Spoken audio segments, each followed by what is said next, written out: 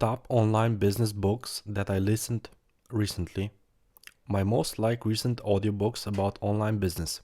At the end of the video, I will play you samples of all the books from Audible. Number 1. From Nothing.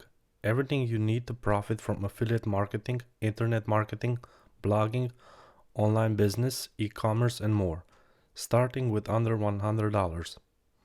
It teaches you the basics of an online business for beginners, from having a website, the basics of SEO, search engine optimization, and strategies to monetize it. Number 2.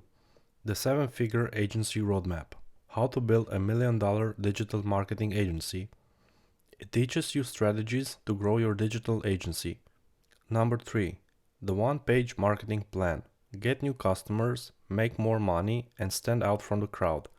It teaches you the basics of marketing for new and small to medium-sized businesses. Number 4. $1 Million Weekend. The surprisingly simple way to launch a 7-figure business in 48 hours. It teaches you how to start a new business fast and gives you business ideas. Number 5. 100 million leads. How to get strangers to want to buy your stuff. It teaches you how to grow businesses with digital marketing ads. The only 4 paths to wealth online. This section will be breaking down internet marketing into 4 different categories and provide a straightforward, easy-to-understand formula for building a profitable internet business, as well as explaining the core competencies that any aspiring internet entrepreneur needs to be successful. The 4 paths to wealth online. An overview. Every single online business I've encountered falls into one of 4 categories. 1.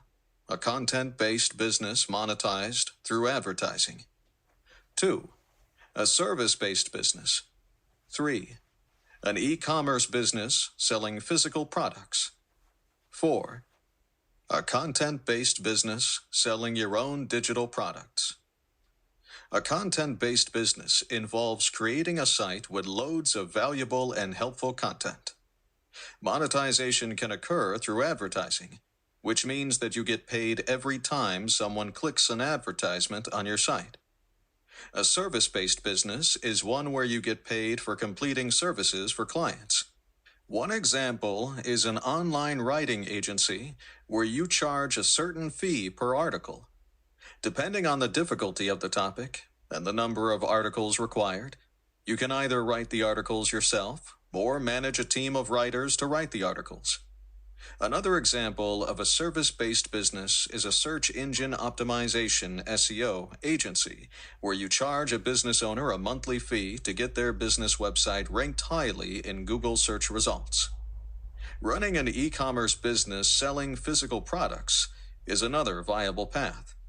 Physical products may be products that you produce or buy in bulk from a supplier and sell at a markup. E-commerce also provides the option of dropshipping, which eliminates the need to buy in bulk because the customer orders directly from you and the supplier ships the product directly to the customer. You never see or handle the product yourself. Another possibility is a content-based business selling digital products that you create. This is a subset of content-based business. However, instead of selling ad space, you're selling your content. Examples of digital products you can create and sell are books, white papers, digital courses, audio courses, and even stock photos. A common misconception about selling a training course, or any digital product, is that it has to be about internet marketing. This is incorrect. There are people making good money selling training courses about other topics.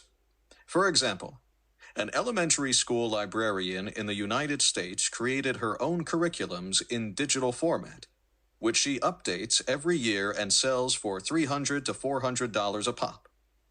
Any teacher knows creating curriculum is a time-consuming and tedious process. Buying these curriculums at $300 each is a bargain in terms of the hours saved. This librarian now makes about 6 figures a month selling her digital curriculums to librarians across the United States. What these 4 paths have in common. Every internet business, regardless of which of the four categories it falls under, breaks down into what I call reverse math. When setting internet business goals, whichever path you decide to take, remember this simple formula. To earn X amount of dollars per month, you'll need Y customers multiplied by Z dollars per customer. Think of it as an equation for revenue. Y, customers, times Z, money per customer, equals X, goal amount to earn per month. Let's apply the formula to each of the four paths. Content-based business, monetized through advertising. Reverse math. One way to monetize a content-based business is through advertising. Let's assume you have a content-based business you're going to monetize through advertising and that you want to make $10,000 a month. The starting point for most people is Google AdSense, which displays advertisements on a website based on its content and other factors. One of the ways to make money with Google AdSense is on a per-click basis. If you opt for a per-click program called cost per click, CPC, you get paid a certain amount for every click that ad on your website gets. Introduction. This book is your roadmap to breaking $1 million in your digital marketing agency over the next 12 months. I know that sounds like a bold statement, especially perhaps for some of you that have been at this game for years and years. And you're like, how would I ever get to $1 million in 12 months? Well, the fact is, if you just do the math, $83,000 per month makes you a seven-figure agency. If you can land 5 new clients per month at $1,350 per month, that would put you on a run rate to beat 7 figures. So that's what this book is all about. I'm going to be sharing real examples of other digital marketing agencies that have gone to 7 figures. We're going to unpack the model, we're going to help you build a plan and set yourself up for tremendous success. Facing the 3 big challenges. Let's start with the reality that growing a digital marketing agency and trying to build something of significance comes with many challenges. There are 3 major ones that I hear about from all the digital marketing agencies I talk with. And when I share more of my story with you in a moment, you'll see that I faced all of them myself. 1. The digital agency market is overrun. There are hundreds of digital marketing agencies in every city across the United States. There are major companies like Reach Local, Scorpion, Haibu, and many others that have millions and millions of dollars to invest. And then pretty much anybody with a laptop and a computer can call himself or herself an internet marketing consultant or agency. So your prospects are getting bombarded from every angle. 2. Traditional methods of attracting clients no longer work. In today's marketplace, it's hard to even get your prospects' attention, especially if you're using the traditional means of cold calling and cold email. Every small business owner gets cold called for digital marketing at least 4 times a day. They're getting calls every day, they're getting emails every day, they're getting people showing up at their office. When it's hard to get your prospects' attention, it follows that it's really hard to land clients on a consistent basis. But the fact is, if we can't land clients, we don't have a business. 3, it's hard to get results. Then, when we do get clients, it's hard to get them results. The paradigm is constantly shifting. Is it SEO? Is it pay-per-click? Is it Facebook ads? Is it funnels? Is it branding? So, what do you need to actually do to make sure you get your clients a tangible, measurable result and return on investment? And how do you do it in a way that takes the pressure off you to do everything yourself? Without the right system and the right team, all of that becomes very difficult. Finding the right model. Against that background, it can often feel like trying to build a successful agency means we're taking 1 step forward and 1 step back, like we're on a hamster wheel. We can maybe get a client, but then we lose the client. Because if we can't get them results, they're not going to stay with us long term. And if we can't retain, then we don't have a business. So we need to figure out a way to do these 3 things. Land clients consistently, serve them to get them great results, retain them long term. That's what we all want. We don't want to just get clients. We want to serve them well. We want them to get a great return on investment. You need the right model to do that.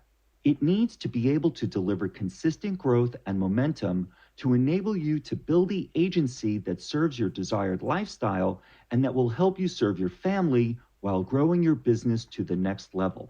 That's the model that I'm going to outline to you in this book. But first, let me share part of my backstory so you know how I got here. My story. Today, I run a 7-figure digital marketing agency. We've got a team of 30 full-time employees, and we made the Inc. 5000 list of fastest growing companies in the United States the last 4 years in a row. But I will say that wasn't always my experience. It wasn't like I just magically got to multiple 7 figures. I started my first agency back in 2004. It was called Develicom, and it was just a web design and hosting company. I ran it for the better part of 4 years, and it failed miserably. I had the wrong model. I was selling websites for $1,000 to $1,500 in a one-time fee and then $50 per month of recurring revenue. For this reason, you'll find signposts along the way in this audiobook that will lead you to a special resources section of the one-page marketing plan website. These resources are exclusively available to listeners of this audiobook and are designed to go hand in hand with it. They include the one-page marketing plan canvas and examples, as well as links, videos, and articles referenced throughout this audiobook. Access these resources at marketingaudiobook.com. Introduction. What's this all about? If I had to summarize the essence of this book in one sentence, it would be the fastest path to the money. I've purposely put this as early as humanly possible in the book because I don't want to waste your time. I know for a certainty that this opening sentence will be off-putting to a large number of people, and frankly, I'd much prefer they read someone else's business book full of ear-tickling cliches like follow your passion, work hard, hire the right people, blah, blah, blah. If that's what you're after, then search Amazon. There'll be a gazillion business books there for you on all these airy-fairy concepts and much more, mostly written by professional authors and researchers who've never actually built a high-growth business. This book is blatantly and unashamedly about growing your business fast and reaping the rewards of that kind of success. Running out of oxygen really sucks. As Zig Ziglar famously said, money isn't everything, but it ranks right up there with oxygen. Yep, nothing kills a business faster than a lack of oxygen, aka money. Why am I so unashamedly focused on the money getting?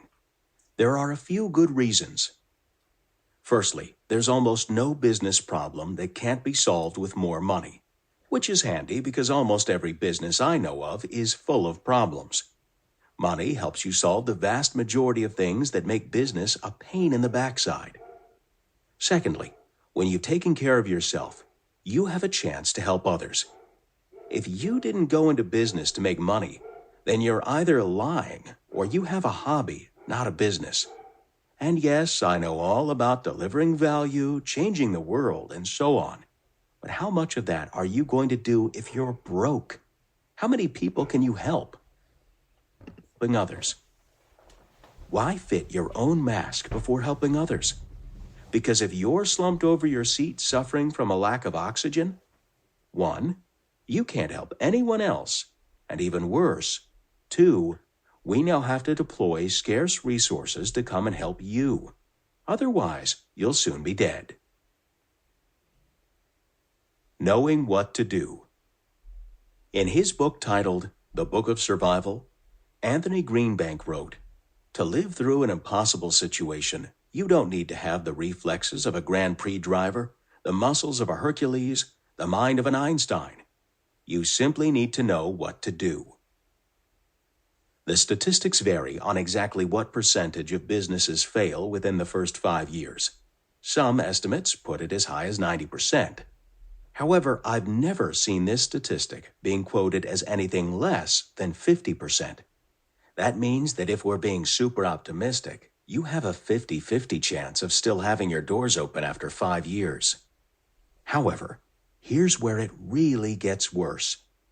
The statistics take into account only businesses that completely cease trading. They don't take into account the businesses that plateau at a low level and slowly kill or make the lives of their owners miserable. Have you ever wondered why most small businesses plateau at a mediocre level? At one end of the spectrum, there's Pete the plumber, who works 16-hour days, weekends, and never takes holidays, while barely making enough to keep his head above water. The $1 Million Weekend Process, Chapter 5, requires no upfront spending. 9. I'm not good at marketing. Marketing is easy when you have a product people want. Chapter 3 shows you step by step how to find ideas people are excited to give you money for. Then chapters 6, 7, and 8 give you the same marketing methods that I use to help Mint reach 1 million users in 6 months and tidycal.com to reach 10,000 paying customers in 6 months. 10. I need a technical co-founder to implement AI/VR/AR/the latest technology. No, you need to make money first. Your customers don't want more software. They just want solutions. Chapter 3. Focus on that. There are affordable ways of validating a business without any code. Start here. After starting $8 million businesses myself, Kickflip, Gambit, King Sumo, SendFox, Sumo, TidyCal, Monthly 1K, AppSumo, I wanted to prove I could teach others to do the same. In trying to share the process, I realized that it consists of just a few core steps. I call these 3 steps the $1 Million Weekend Process. 1. Find a problem people are having that you can solve. 2. Craft an irresistible solution whose $1 million plus potential is backed by simple market research. 3. Spend no money to quickly validate whether your idea is the real deal or not by pre-selling it before you build it. I knew I was onto something because early on, everyone who followed the process eventually launched a profitable side hustle or business. People like Michael Osborne, who used the 3 steps to turn his interest in real estate into an $83,000 a month consulting business. Or Jennifer Jones, who launched a $20,000 a year side hustle cookie business, Chocolate Chip for me. Or Daniel Reifenberger, who turned working at the Apple Store into a $250,000 a year business tutoring people in how to use technology. The problem was, for every Michael, Jennifer, and Daniel, there were 1,000 entrepreneurs in my social media feeds who could never get started. It was a big mystery to me. If all the information you need to start a business is freely available, if the $1 Million Weekend Process works if you just commit to it, why is it so hard to do for so many people? In 2013, I set out to solve that mystery and launched a course called How to Make a $1,000 a Month Business. I started with a group of 5 beta testers, a programmer, a horse trainer, and 3 people with ordinary day jobs, all of whom had everything they needed to start their own business. 2 weeks after we started, I was shocked to discover that the group practically made 0 progress. To understand what happened, I got everyone in a room together and did some entrepreneurial group therapy, breaking down what was holding them back. It turns out it wasn't a lack of skill, desire, or intelligence. The whole group was derailed by the same 2 fears. 1, the fear of starting. At some point, people are told entrepreneurship is a huge risk, and you believed it. You figured more preparation, more planning, and more talking to friends would help you overcome your insecurities. But that inaction only breeds more doubt and fear. In actuality, the best way to learn what we need to know and become who we want to be is by just getting started. Small experiments, repeated over time, are the recipe for transformation in business and life. 2, the fear of asking. Soon after starting, the fear of rejection emerges. You have some impressive skills, an amazing product, every advantage in the world, and you'll never sell a thing if you can't face another person and ask for what you want. Whether you want them to buy what you're selling or help in another way, you have to be able to ask in order to get. Once you reframe rejection as something desirable, the act of asking becomes a power all its own. I helped that early group and thousands since then to overcome these blocks. And if you stick with me through this book, I will help you overcome these fears and start your $1 million business. From now on, everything you do in this book and after should be viewed as an experiment. This has been a profound shift for people who worry that. We need the audience's eyes and ears just long enough for them to realize, this is for me, I'll keep paying attention. This first impression is the part of the ad I test the most. Imagine you're at a cocktail party in a big ballroom. Lots of people talking in groups, loud music playing in the background. In all that noise, a single sound pierces through it all and you turn around. Want to know the sound? Your name. You hear it and instantly look for the source. Scientists call it the cocktail party effect. In simple terms, even when there's lots of stuff going on, a single thing can still catch and hold our attention. So our goal with callouts is to harness the cocktail party effect and cut through all the noise. After all, if they never notice your ad, nothing else matters. A callout is whatever you have to do to get the attention of your audience. Callouts go from hyper-specific to get one person's attention to not at all specific to get everyone's attention. Let me explain. If someone drops a tray of dishes, everyone looks. If a child yells mom, then moms look. If someone says your name, only you look. But again, they all get attention. And I try to make my callouts specific enough to get the right people and broad enough to get as many of them as I can. So pay close attention to how advertisers use callouts, especially the ones targeting your audience. Here's what I look for with verbal callouts: using words to get attention. 1. Labels. A word or set of words putting people into a group.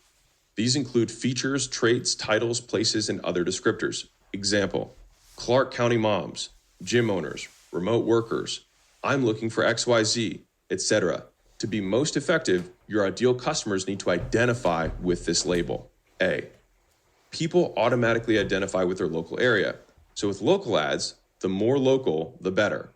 A local ad with local area plus type of person call out is still one of my favorite all-time ways to get someone's attention.